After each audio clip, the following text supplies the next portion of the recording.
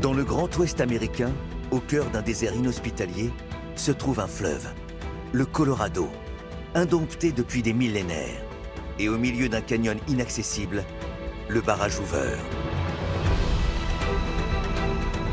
Ce projet d'ingénierie le plus ambitieux du monde est décidé par le gouvernement américain dans les années 30. Une entreprise audacieuse. Construire le plus haut barrage du monde. 200 mètres à sa base, 220 mètres de haut, un ouvrage plus haut que les pyramides de Gizeh en Égypte. Il y a quelques ouvrages qui sont démesurés par leur taille ou par leur qualité esthétique. Un barrage de cette taille n'avait jamais été construit. C'était énorme. Beaucoup de gens ont dit que c'était impossible, que ça ne pourrait jamais se faire. Ce barrage poids-voûte sera la plus grande structure en béton jamais construite. Synonyme de prouesse technique, mais aussi de sacrifice humain. 20 000 hommes vont se relayer sur ce chantier pendant près de 5 ans. Des hommes qui, pour certains, finiront asphyxiés dans les tunnels de dérivation ou au fond du canyon. Le prix à payer pour tenir des délais drastiques du chantier le plus audacieux de tous les temps. Certains diront le plus ambitieux de l'histoire de l'ingénierie civile. Il a battu tous les records. C'était le barrage le plus haut. Le projet a dû relever des défis inédits à cette époque. Comment forcer le Colorado à dévier de son cours naturel en un temps record? Comment produire et faire sécher des quantités de béton jamais coulées jusqu'alors par des températures dépassant les 40 degrés? Quelle technique hydroélectrique mettre en place pour développer les plus grandes villes du sud-ouest des États-Unis? Ces ingénieurs visionnaires vont réinventer la géographie d'une région désertique en créant le plus grand lac de retenue d'eau du pays, permettant l'irrigation de nouvelles terres cultivables et l'approvisionnement en eau de Las Vegas. C'est un barrage monumental qui ferme une des plus grandes retenues d'Amérique du Nord et à ce moment-là du monde en fait. C'était très ambitieux. Ils ont vu les choses en grand, en grand. Un siècle plus tard, le barrage Hoover est confronté à des dangers bien réels. Le changement climatique entraîne des pénuries d'eau et de pluie dans la région et fragilise sa production. Mais l'histoire de sa construction continue aujourd'hui encore à forcer l'admiration des ingénieurs du monde entier. Face à ces nouvelles situations, quelles menaces pèsent sur l'avenir du barrage et sur l'ouest des États-Unis?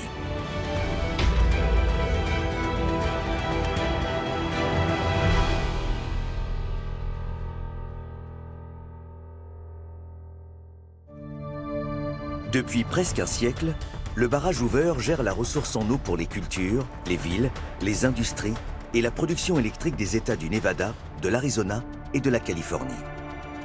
Le barrage a été l'atout majeur du développement d'une région autrefois désolée. C'est tout simplement l'une des merveilles du monde industriel du XXe siècle, aussi extraordinaire par ses ambitions techniques que son esthétique. Sa construction a été rendue possible grâce à la coopération des 7 États du bassin du Colorado et du gouvernement fédéral des États-Unis. Un visionnaire du nom de Theodore Roosevelt, président des États-Unis d'Amérique, avait prédit qu'un jour, plus de gens vivraient dans l'ouest des États-Unis qu'à l'est. Selon lui, la seule façon d'y arriver était d'exploiter les ressources en eau, en construisant des installations de stockage et de transport pour l'eau. Car cette région inhospitalière du Grand Far West américain est une terre aride et spectaculaire, faite de hautes montagnes, de profonds canyons et de déserts brûlants. Et un fleuve, le Colorado, indompté pendant des millénaires. Le sud-ouest des États-Unis est désertique. Il n'y a presque pas d'eau, sauf le fleuve Colorado. Le fleuve Colorado prend sa source dans les montagnes rocheuses et traverse 5 États américains avant de se jeter dans le golfe de Californie au Mexique. Autrefois, ce puissant fleuve emportait tout sur son passage, creusant la roche et formant des gorges dans les hauts plateaux. Ce fleuve est aussi sauvage que le désert qui l'entoure. Le fleuve Colorado est la ligne de vie du sud-ouest américain. Il coule sur 2300 km de long environ. Au début du XXe siècle, il y a eu une série d'inondations sur le fleuve de 1905 à 1907. Des inondations dévastatrices qui ont submergé plus de 40 000 hectares de terres agricoles dans la vallée impériale. C'est à partir de ce moment qu'il est devenu impératif de faire quelque chose pour contrôler le fleuve Colorado. La solution, Construire un gigantesque ouvrage d'art capable de retenir le Colorado pour contrôler les inondations, stocker l'eau pour irriguer les terres dans un territoire désertique et fournir l'électricité. Los Angeles, Phoenix et Las Vegas verront bondir leur production électrique et donc leur développement. Le barrage Hoover représentait le symbole de la modernité aux États-Unis, l'avenir. C'est vraiment montrer la puissance de l'homme, une puissance un peu prométhéenne sur la nature sauvage de l'Ouest américain. C'est un chantier qui va être titanesque et ils le savent dès le début en fait. Le projet a été approuvé le 21 décembre 1928. Moins d'un an plus tard, en octobre 1929, c'est le krach boursier. Tout s'effondre et le projet du barrage est devenu comme une lueur d'espoir dans un monde qui s'assombrissait. Le gouvernement américain décide alors de maintenir le projet d'ingénierie le plus ambitieux de l'époque, malgré le contexte de la Grande Dépression. Il est baptisé Boulder Canyon Project, en référence au canyon Boulder où il doit être construit. L'État doit trouver une solution pour donner des emplois. Un quart de la population active ne travaille plus. C'est devenu le symbole d'un gigantesque effort commun pour accomplir quelque chose qu'on pouvait maîtriser. Le gouvernement fixe les objectifs. Un chantier de 7 ans, de 1931 à 1938, avec un budget de 760 millions de dollars d'aujourd'hui. L'État doit maintenant trouver les entreprises capables de mener un tel projet. Construire un barrage, c'est une œuvre générationnelle qui emploie des dizaines de milliers de personnes pendant des années. Et c'est un enjeu industriel, c'est un challenge industriel et technique absolument remarquable. Il était clair qu'il n'y avait aucune entreprise de construction dans le pays qui était capable de gérer seule un tel projet. Mais il y avait un homme, Frank Crowe.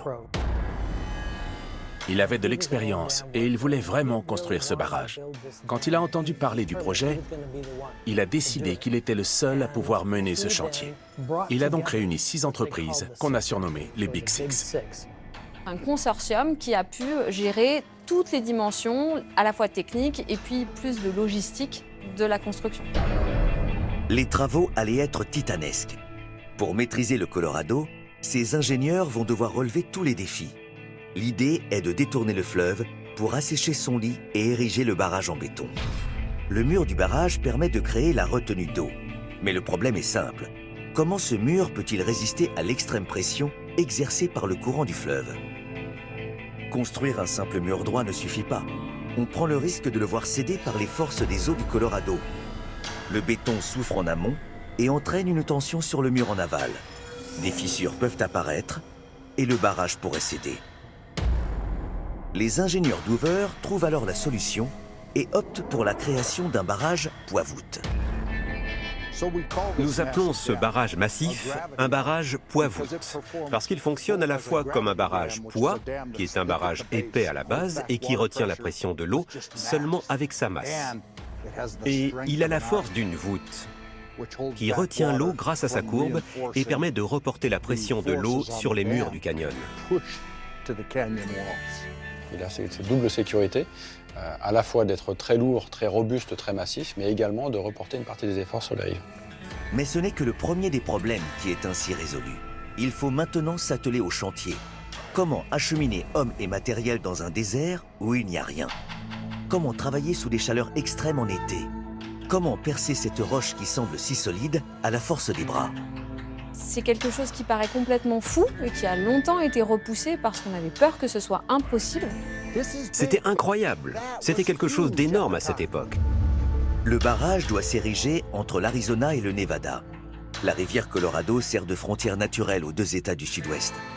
Les travaux doivent commencer en mars 1931 et initialement, le barrage doit se construire dans le Boulder Canyon.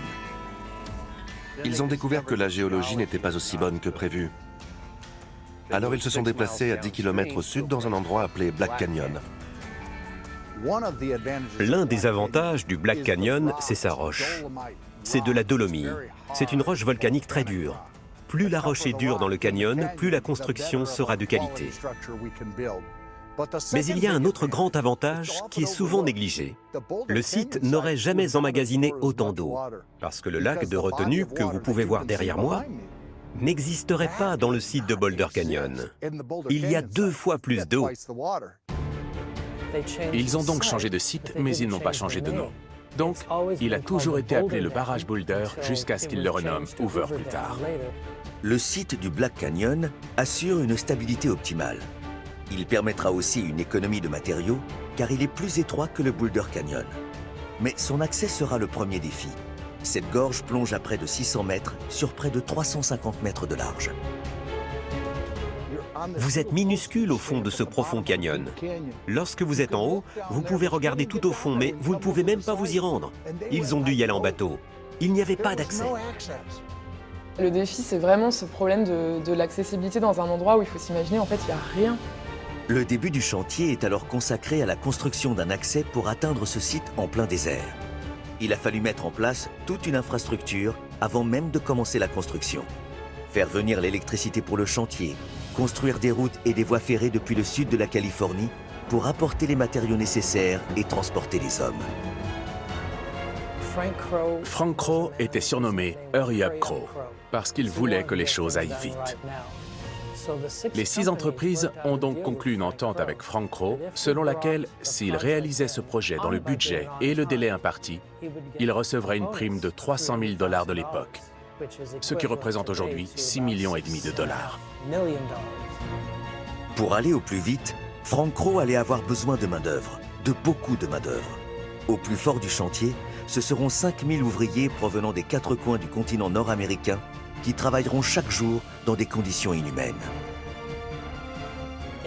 Au début, près de 5000 personnes sont arrivées dans le sud du Nevada, sans nulle part où s'installer. Les gens vivaient dans des tentes au bord de la rivière. Cet endroit était surnommé Ragtown, la ville chiffon. Les ouvriers se sont installés là, certains pendant plus d'1 an en attendant d'être enfin recrutés et de pouvoir travailler. Les logements promis ont du retard. Et c'est dans un gigantesque bidonville que l'aventure commence. Mais l'été arrive, et avec lui des températures infernales. Cette année-là, 48 degrés à l'ombre. Ce n'est pas ce qui va freiner Frank Crowe dans son élan.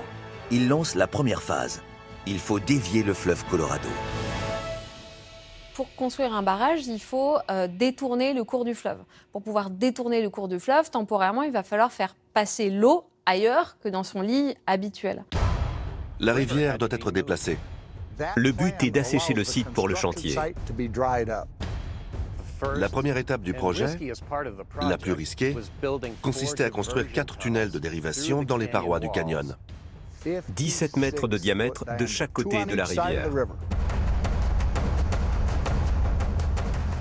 La longueur totale de ces 4 tunnels est de 4,9 km.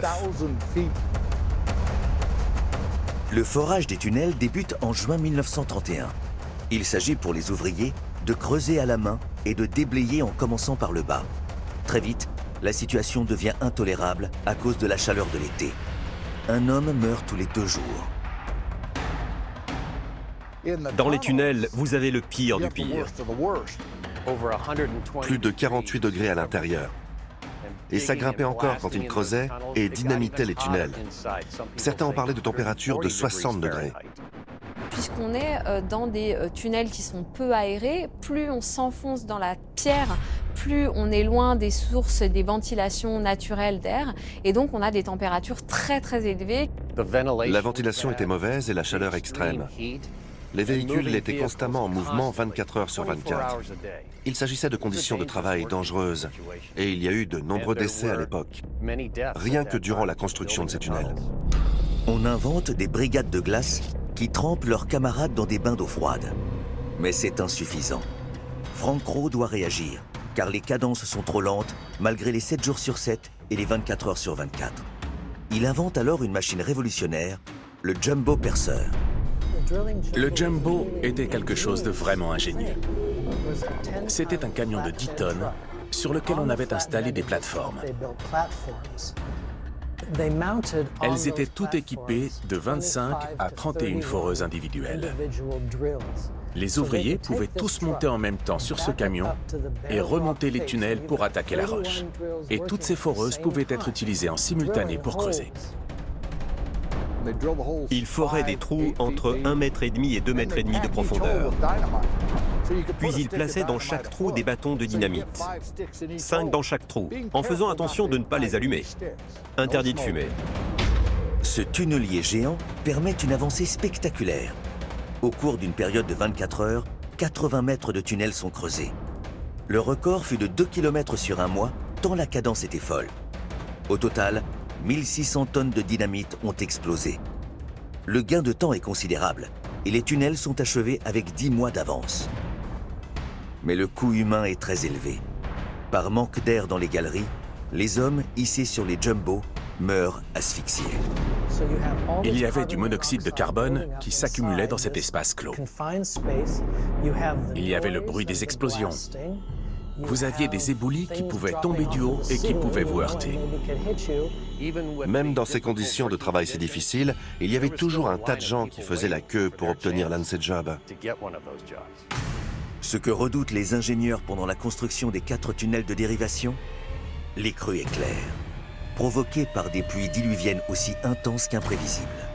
La fluctuation du débit du fleuve couplée à l'étroitesse de la gorge du canyon rendent le risque élevé d'une remontée d'eau dans les tunnels. Tout le chantier est au même niveau que la rivière, ce qui explique en partie pourquoi le risque était si élevé en cas de crue. Il y a une sorte de saison des pluies qui a lieu surtout en été, avec des orages qui en fait sont extrêmement violents et extrêmement localisés. Et donc ça crée des flash floods, des crues éclairs. Heureusement, ils ont évité les énormes inondations du fleuve Colorado. Mais il y a quand même eu une crue qui a endommagé le chantier et causé un léger retard. En parallèle de la construction des 4 tunnels de dérivation, on commence à ériger des battards d'eau. Des barrages temporaires qui vont permettre de protéger le chantier et détourner la rivière dans les tunnels de dérivation. On va en construire un en amont pour contenir le flux et le diriger vers nos dérivations.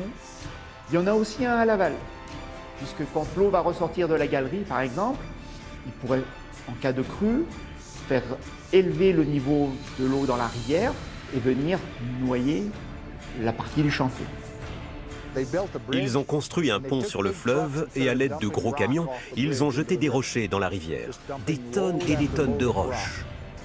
Jour après jour, semaine après semaine. Et l'eau a fini par s'accumuler contre ce barrage temporaire, prêt à s'écouler dans les tunnels. Le 14 novembre 1932, on fait exploser les portails d'entrée des tunnels situés en amont. L'eau du fleuve s'engouffre. Le cours naturel du Colorado est modifié. En 17 mois seulement, ces hommes avaient dompté le fleuve. Les ouvriers allaient pouvoir accéder au lit de la rivière et débuter les excavations pour ériger ce qui allait devenir le plus grand barrage au monde. Les ouvriers, déjà exténués après un an de travaux, souffrent physiquement et moralement, car la vie sur le chantier n'est pas seulement pénible le jour. Les maladies se propagent vite dans le campement. Là aussi, Frank Rowe doit réagir s'il veut garder sa main-d'œuvre. Durant ces 2 ou 3 premières années, c'était le chaos absolu autour du site. On va essayer de créer une ville pour accueillir ces ouvriers. Ils voulaient créer une ville moderne pour loger les travailleurs. Donc en plein désert, en haut de la colline, derrière le site du barrage, ils ont construit Boulder City. Le calendrier initial prévoyait que cette ville soit construite avant que le chantier du barrage ne commence. Mais le président Hoover, impatient, imposa que la construction du barrage débute avant.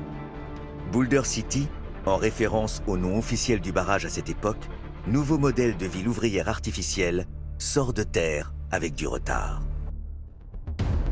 À 20 km de là, le chantier continue. Une fois le fleuve détourné, les ouvriers s'installent dans le lit à sec pour creuser, excaver, terrasser et retirer la boue. L'enjeu est d'obtenir un sol le plus sain possible pour accueillir les fondations du mur et injecter un voile d'étanchéité. L'eau sera leur pire ennemi. Pas question de laisser passer de l'eau sous le mur de béton qui pourrait fragiliser l'édifice et le faire s'effondrer. Dans ce lit à sec du Colorado, ça se complique. La rivière a plusieurs millions d'années et vous allez devoir creuser dans toutes ces couches de sédiments. C'est enlever les couches superficielles de mauvais sol pour aller chercher la bonne qualité de fondation, le bon rocher. Une fois qu'on a atteint le toit du rocher ou le niveau de fondation souhaité, voilà, il y a toutes des opérations de nettoyage afin de pouvoir fonder l'ouvrage sur une fouille aussi propre que possible. Dans notre jargon, on décrit cela de cette manière. On va astiquer la roche à la brosse à dents. Dans les airs, il faut aplanir les parois du canyon qui vont accueillir l'arche de béton du barrage. La prouesse technique est humaine. Des cordistes, suspendus au-dessus du vide, armés de marteaux-piqueurs et de burins, lissent les parois pour qu'il n'y ait aucune aspérité. Le but ? Atteindre les roches les plus vierges et les plus fiables possibles pour soutenir le mur du barrage. Pour assurer toute une partie du chantier, il fallait descendre en rappel le long des parois du canyon. Ils étaient accrochés sur le flanc du canyon à 200 mètres au-dessus du vide. Ils se plaçaient sur une chaise suspendue et prenaient leur perceuse, leur burin ou n'importe quel autre équipement dont ils avaient besoin. Et ils sautaient par-dessus bord. La seule chose entre eux et la mort, c'était une corde. Ils ont dû tout nettoyer pour atteindre de la roche pure, solide et lisse tout autour du canyon.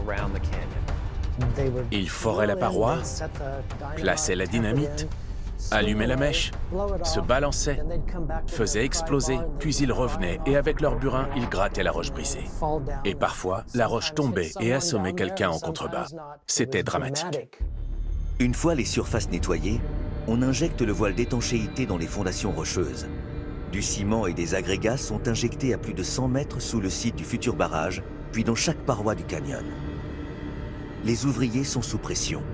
Pas question de laisser s'infiltrer, à ce stade du chantier, le moindre filet d'eau.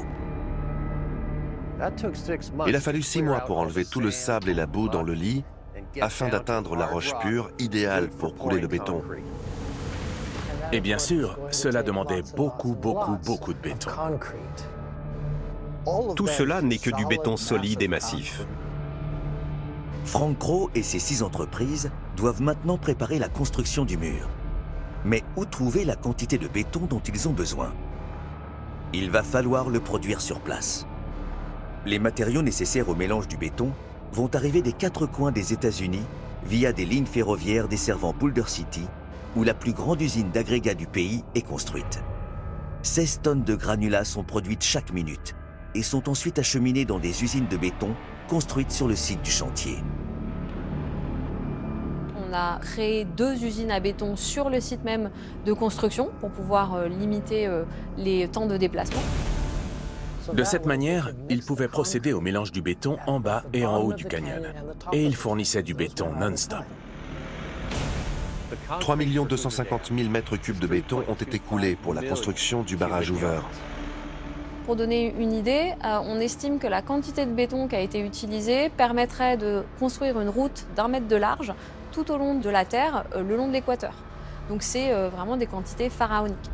Verser autant de béton pour un seul barrage, c'était un vrai défi. Mais quand les ingrédients du béton se mélangent, une réaction produit de la chaleur qu'il faut évacuer. En fait, la réaction de prise du béton est une réaction exothermique. La température à l'intérieur du béton peut monter à 60-70 degrés.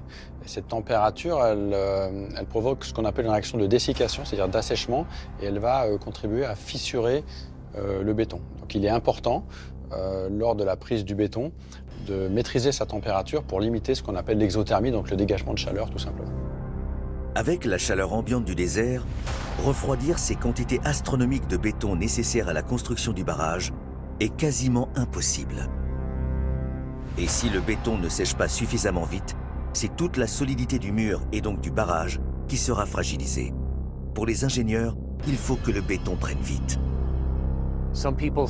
Les rumeurs disent que s'ils avaient coulé tout ce béton en une seule fois, il aurait fallu plus de 120 ans pour qu'il sèche complètement.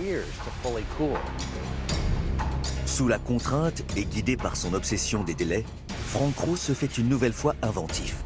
Pour refroidir, sécher son béton et éviter les fissures à venir, il faut qu'il procède par étapes. Il va couler les millions de mètres cubes dans des carrés autonomes.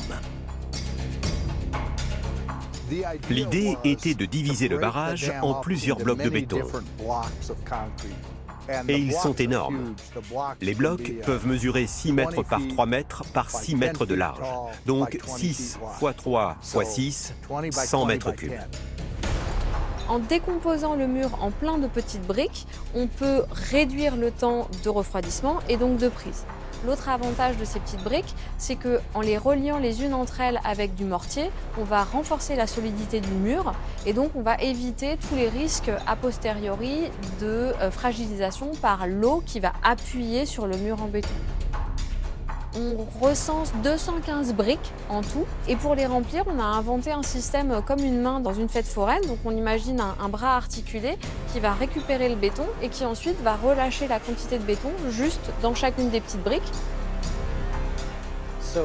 Il a conçu une série de 10 lignes hautes avec une tour principale mobile montée sur le côté d'un des sommets du canyon et de l'autre côté, il y avait une autre tour qui était stationnaire. Elle est toujours en place. Ce câble pouvait soulever 25 tonnes de béton. Et la magie, c'est qu'il pouvait se déplacer à travers le canyon.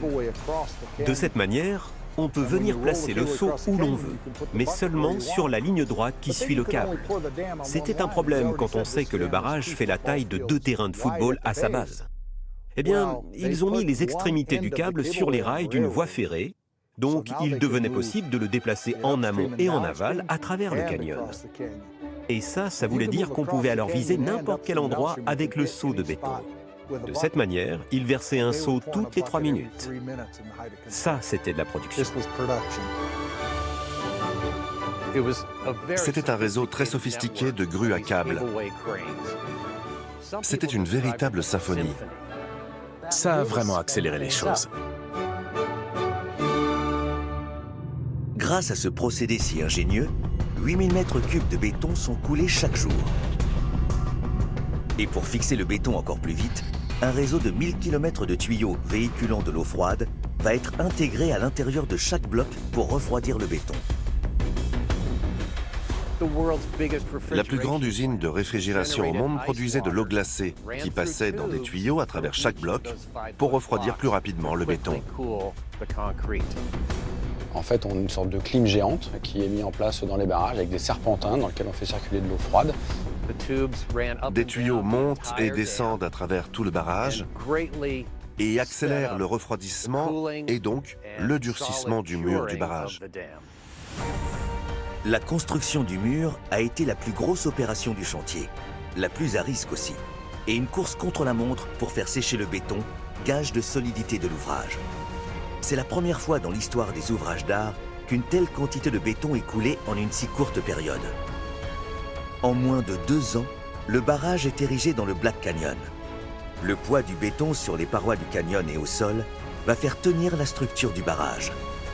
Frank Crowe va pouvoir désormais s'occuper de la seconde partie de sa mission, produire de l'électricité. Les ingénieurs conçoivent alors tout un réseau innovant de conduites forcées. Un ensemble de tuyaux transportant de l'eau d'un point à un autre et qui va permettre de transformer ce barrage en une centrale hydraulique. Pour faire acheminer l'eau dans les conduites forcées jusqu'à la centrale électrique, des tours de prise d'eau vont être construites du côté de la retenue d'eau. 4 tours de prise d'eau, 2 de chaque côté, une idée similaire au tunnel de dérivation. Les tours de prise d'eau vont permettre de faire entrer l'eau du lac de retenue dans les conduites forcées pour faire fonctionner les générateurs électriques. Ces tours de prise d'eau sont de fantastiques réalisations techniques. Chacune mesure 120 mètres de haut. Elles sont perchées sur les côtés du canyon, à 90 mètres au-dessus de la base du fleuve. L'intérêt des tours de prise, c'est parfois aussi de gérer la qualité des eaux. C'est-à-dire qu'on sait qu'on ne veut pas prendre l'eau de surface qui est peut-être un peu trop chaude, pas prendre l'eau vers la profondeur parce qu'elle est un peu trop turbide, trop de matériaux en suspension. Et donc on vient prendre le bon niveau d'eau. L'idée ingénieuse est qu'ils ont réutilisé 2 tunnels de diversion, auxquels ils ont raccordé des conduites en acier pour transporter l'eau sous pression au générateur. L'eau pénètre dans les tours. Elle emprunte alors les anciens tunnels de dérivation à une vitesse de 140 km/h. Elle est détournée par les conduites forcées jusqu'aux turbines de la centrale électrique, située 180 mètres plus bas. La centrale électrique se trouve en aval, à la base du barrage, contre les deux parois du canyon. La centrale rajoute 180 mètres à l'épaisseur du barrage, soit 2 terrains de football. Il y a une centrale électrique de chaque côté de la rivière, une côté Nevada, une en Arizona. Celle du Nevada a 8 générateurs. Ils sont tous à peu près de la même puissance. Et côté Arizona, il y en a 9. Quand vous visitez le barrage Hoover, vous distinguez du gravier sur le dessus des bâtiments de la centrale au fond du canyon. En fait, c'est plus d'1 mètre d'épaisseur de gravier et de pierre sur le toit en béton. Le canyon est toujours actif. Chaque fois qu'il pleut, des rochers tombent encore des parois du canyon et viennent heurter le toit. C'est en fait un gros coussin. En 1935, tout est prêt. C'est l'heure de vérité, l'heure de la mise en eau. Les ingénieurs du chantier retiennent leur souffle. Une première porte en acier se ferme à l'entrée du tunnel de dérivation côté Arizona pour permettre à l'eau de s'accumuler à la base des prises d'eau. Puis, on ferme le deuxième tunnel côté Nevada. Au début du XXe siècle, ces hommes sont des pionniers. Ils travaillent sur le plus gros barrage du monde. Malgré leurs calculs, tout peut arriver quand c'est la première fois. C'est un moment excitant. Vous fermez les dérivations et enlevez le bâtard d'eau. Vous laissez l'eau s'accumuler. C'est un fleuve en amont, non? C'est quand même important. Il faut s'imaginer que l'ouvrage ne retient quasiment rien à part son poids propre et que tout d'un coup, en quelques semaines, on va lui demander de retenir 100 ou 150 mètres de colonne d'eau. On n'a encore jamais trop construit à cette époque, on n'a jamais encore fait de tels projets. Et là, si ça casse, c'est la catastrophe. Mais je ne crois pas que Frank Crowe ait eu peur, parce que c'est un perfectionniste. Il assurait.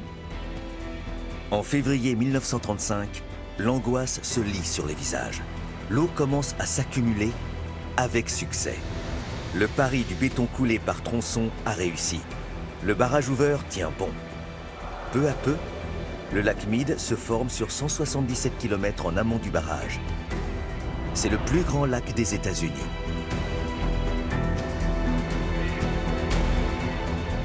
Il a créé le plus grand réservoir artificiel au monde.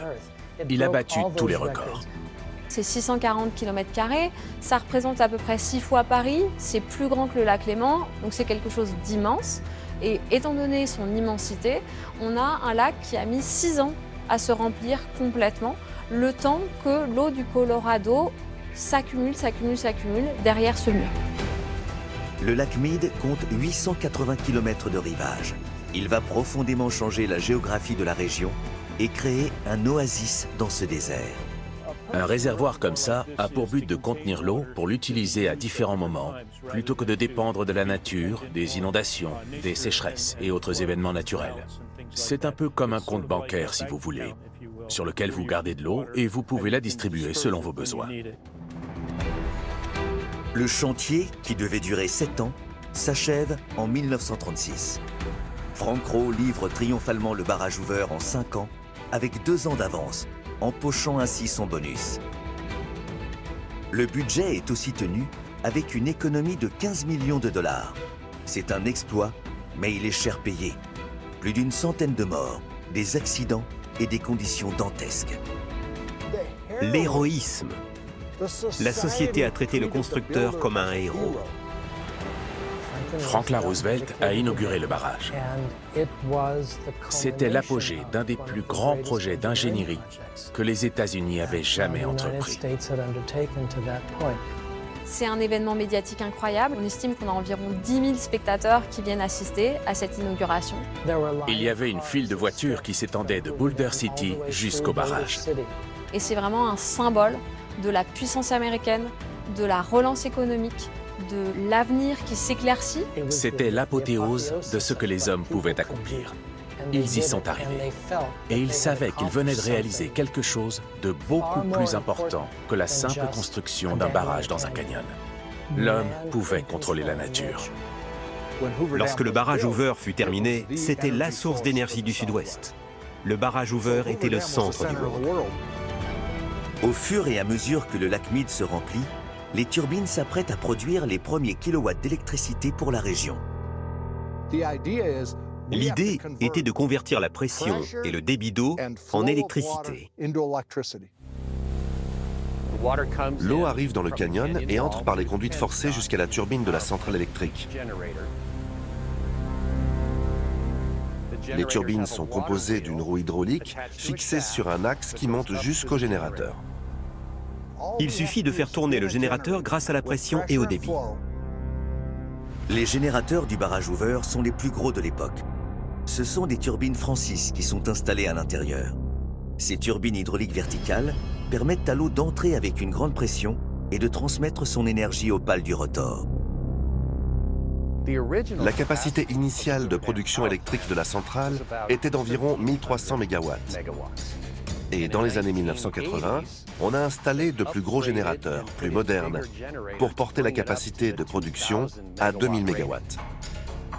Au pied du barrage, on a des immenses lignes à haute tension qui vont à la fois desservir le sud du Nevada et le nord de l'Arizona, ce qui en fait un des plus gros pourvoyeurs d'hydroélectricité pour un bassin d'une quarantaine de millions d'habitants, Arizona, Nevada et Californie. La mutation du barrage Hoover en centrale électrique avait été prévue pour rentabiliser la construction du barrage. Cet incroyable pari va devenir un modèle à l'échelle mondiale. Aujourd'hui, 50% de l'électricité produite est destinée aux nombreuses villes californiennes autour de Los Angeles. Le reste est destiné à l'Arizona et au Nevada. L'énergie produite par le barrage a permis le développement du Strip de Las Vegas et de toutes ces lumières connues dans le monde entier. Quant au lac Mead, il va fournir de l'eau pour l'irrigation et l'usage domestique de près de 8 millions de personnes en Californie, Arizona et Nevada. La population de Las Vegas est passée de 50 000 habitants à l'époque de la construction du barrage à plus de 2 millions aujourd'hui. Environ 90% de l'eau utilisée par la ville de Las Vegas provient du lac Mead. Ce qui rajoute un enjeu stratégique et même vital autour de ce barrage.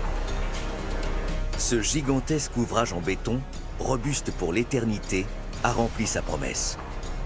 Dans les années 30, le barrage devint la plus puissante installation hydroélectrique au monde. Mais à quel prix? Personne ne se souciait de protection de l'environnement à cette époque. L'efficacité de l'exploit technologique est restée la priorité. Mais la conception du barrage repose sur des études du fleuve Colorado lorsque son débit était bien plus puissant. Cette erreur de calcul du siècle dernier va aujourd'hui avoir des conséquences. On considère que le sud-ouest des États-Unis est en situation de sécheresse chronique depuis le début des années 2000. On parle maintenant même de méga sécheresse pour souligner l'ampleur jamais vue dans l'histoire des archives climatiques. Le changement climatique engendre une fragilisation de tous les usages du barrage. Eau potable, irrigation et production électrique. La région vit une des périodes les plus sèches depuis 1200 ans. Et le lac Mead, créé artificiellement par la fermeture des portes des tunnels de dérivation, s'assèche. En ce moment, le niveau du lac est aussi bas qu'il l'était quand il se remplissait.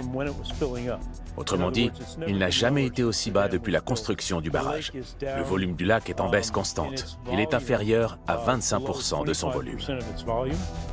On a une diminution de 55 mètres par rapport au niveau normal de remplissage du lac de retenue. Ça se voit visuellement par des grandes bandes blanches qui bordent le lac et qui montrent là où il y avait de l'eau. Et tous les ans, ça se creuse. On peut voir où est censé être le lac et on voit bien qu'il est vraiment plus bas que ce qu'il est censé être. Et c'est une image qui est extrêmement marquante.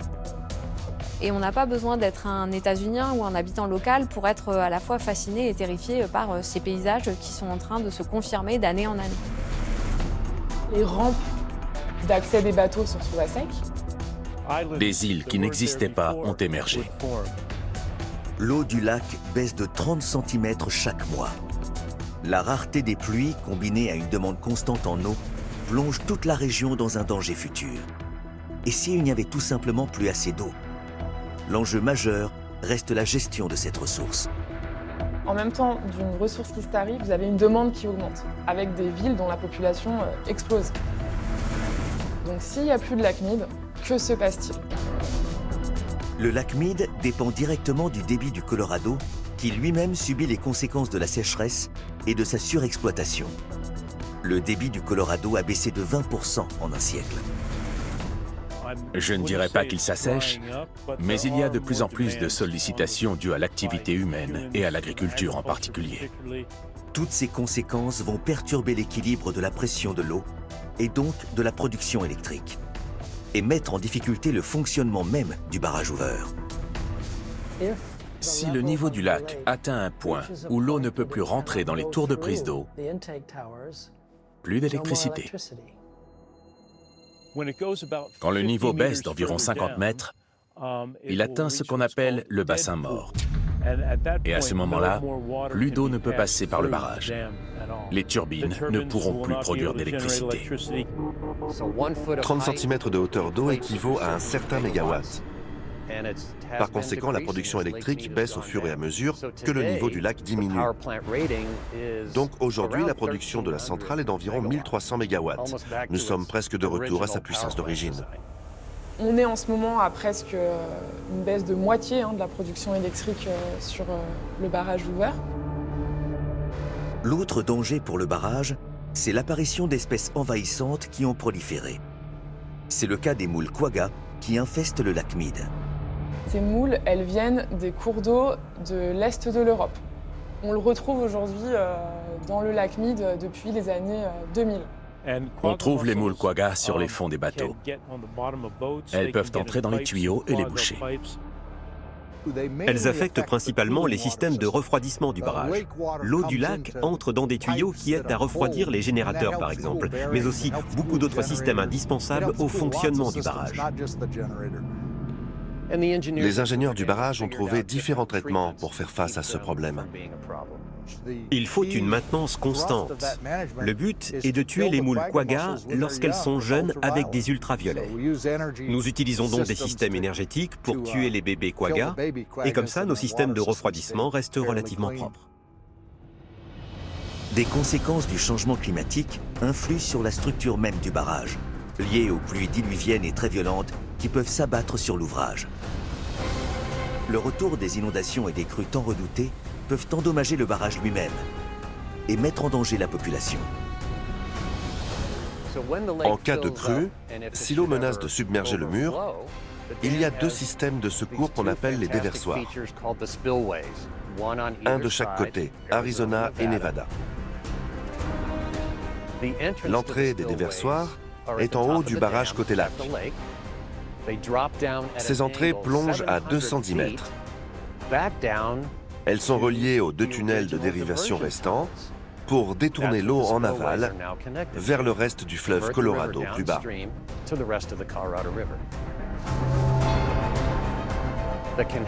Cela peut engloutir une énorme quantité d'eau en cas de crue.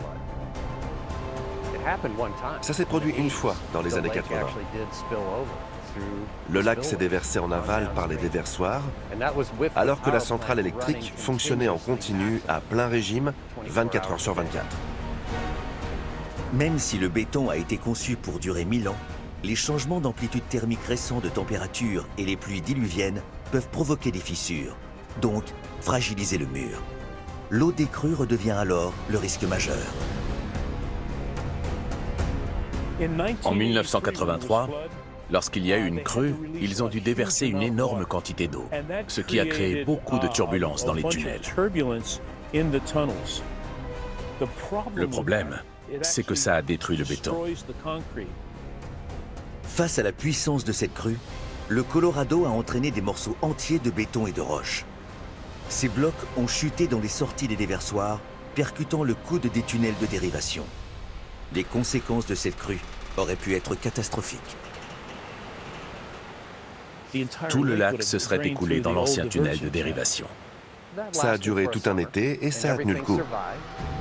L'érosion, l'usure du béton, les infiltrations dues au changement climatique sont autant de menaces qui sont prises en compte quotidiennement par les autorités. Plus il prend de l'âge, plus le barrage Hoover est coûteux. Le déséquilibre entre les coûts pour sa sécurité et son rendement pose le problème de sa rentabilité. Les barrages sont aussi des cibles à protéger en priorité. Faire sauter un barrage serait pour des terroristes la certitude de provoquer une catastrophe humaine à grande échelle. Pour parer à cette éventualité effrayante, les autorités ont décidé de protéger le barrage Hoover en construisant en 2010 un pont, le Hoover Dam Bypass, pour réduire le trafic sur le barrage, considéré désormais comme zone à risque. Un chef-d'œuvre architectural qui enjambe le Colorado à 275 mètres de haut sur 579 mètres de long. C'est le 11e pont le plus haut du monde. Près de 90 ans après son inauguration, le barrage Hoover, qui faisait la fierté de l'Amérique, serait-il en train de devenir un colosse aux pieds d'argile, aussi inutile que dangereux? Quel avenir pour ce splendide barrage? Heureusement, les architectes ont pensé dès le début à l'importance de l'esthétique de l'ouvrage. De type art déco, le barrage Hoover se visite. Un monument dédié aux 112 morts du chantier, ainsi que les statues de bronze, font véritablement du barrage un ouvrage d'art. Dès la conception du barrage, on a prévu qu'il y aurait une fonction touristique. Il était aussi considéré comme une œuvre d'art moderniste. Ça a été pensé comme une attraction touristique, comme un objet pas seulement technique, mais aussi esthétique, ce qui participe aussi de la glorification de l'esprit états-unien, de la grandeur architecturale qu'on pouvait donner même à un outil qui pourrait sembler purement technique. Les gens du monde entier viennent le visiter. Le barrage Hoover a toujours été une attraction touristique et il le sera toujours. Je pense que le barrage Hoover va devenir une attraction, quelque chose que vous allez visiter pour sa grandeur. Le barrage hydroélectrique Hoover reste une référence mondiale. Malgré ses coûts d'entretien, son fonctionnement n'est pour le moment pas remis en question par le gouvernement américain. Mais avec les conséquences du changement climatique et la rareté des pluies, son lac de retenue, le lac Mead, risque de s'assécher. Le barrage Hoover sera-t-il toujours aussi performant ou cessera-t-il de fonctionner? La principale menace, c'est l'impossibilité de produire de l'électricité. Le pire scénario serait que le niveau d'eau du lac Mead, le réservoir derrière le barrage, baisse pour atteindre ce que l'on appelle le bassin mort. En ce moment, les prévisions annoncent que le lac va baisser encore de 10 mètres supplémentaires l'année prochaine. C'est un signal d'alarme pour beaucoup de monde. La volonté politique est très nette. Il faut qu'il garde sa fonction de production d'hydroélectricité. Et pour ça, il faut réduire les prélèvements en eau. Donc le choix politique, il est de dire on va diminuer l'usage individuel ou l'usage citadin pour assurer l'hydroélectricité, même si tous les usages sont liés les uns avec les autres. Tout est mis en œuvre pour sauver le lac Mead. Et donc, par là, sauver le barrage, finalement, et son fonctionnement.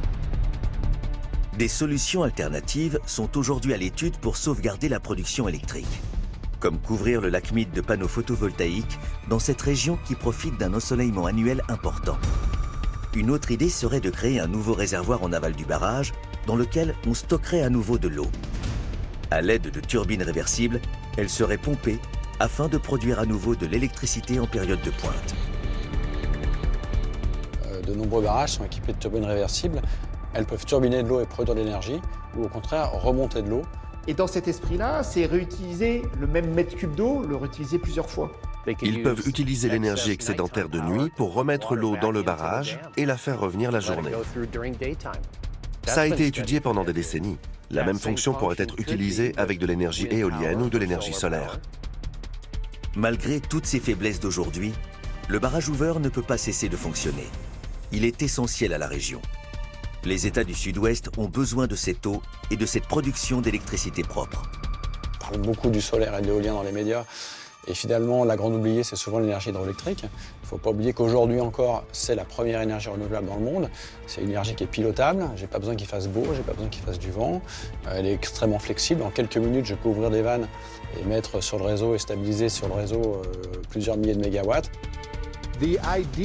Cette idée qu'on produit l'énergie exactement quand les gens l'utilisent, c'est un fait. Le barrage Hoover peut produire une unité de 100 MW en 1 minute. 100 MW en 1 minute. C'est vraiment une rampe rapide pour répondre à des demandes comme quand le soleil se couche et que toutes les centrales solaires décroissent. Il faut compenser cette énergie quand les consommateurs ont besoin d'électricité. Et c'est ce que fait le barrage. Le barrage Hoover est un élément essentiel à la croissance du Sud-Ouest. Il est irremplaçable à l'heure actuelle, surtout compte tenu de la croissance démographique dans la région. La formidable ambition des pionniers des années 30 n'a pas tenu compte d'un risque majeur pour l'avenir. L'effet boomerang en matière d'écologie. Aujourd'hui, la nature reprend ses droits, ce que Frank Crowe et ses ingénieurs n'avaient pas prévu. On peut regarder le Hoover Dam avec deux types de lunettes. On peut regarder avec des lunettes qui sont plutôt dures envers les États-Unis. C'est la démesure, c'est l'absence de réalisme, c'est une utilisation des ressources un petit peu inconsidérée, c'est l'ineptie d'aller habiter dans le désert. Nous voilà un siècle plus tard. Le barrage Hoover est aujourd'hui la preuve de l'orgueil de l'homme. Nous étions si fiers, nous pensions réaliser des choses extraordinaires. Mais au final, aujourd'hui, qu'avons-nous vraiment accompli? Puisque nous sommes totalement à la merci de cette nature que nous avons voulu contrôler. On peut aussi regarder peut-être avec des lunettes plus optimistes en se disant que ce sera un symbole de l'adaptation, de l'innovation technologique, peut-être un foyer de réflexion sur d'autres usages de l'eau, sur comment on donne une deuxième vie à ces très grands barrages hydroélectriques qui aujourd'hui ont montré un petit peu leurs limites. Le barrage Hoover est sans conteste une merveille d'ingénierie et le symbole d'une Amérique triomphante. Le barrage a transformé une région désertique et inhospitalière en une zone attractive et prospère de l'Ouest américain. Mais cette époque est aujourd'hui révolue. L'homme doit et devra repenser sa façon de construire en intégrant la nature à ses ambitions techniques.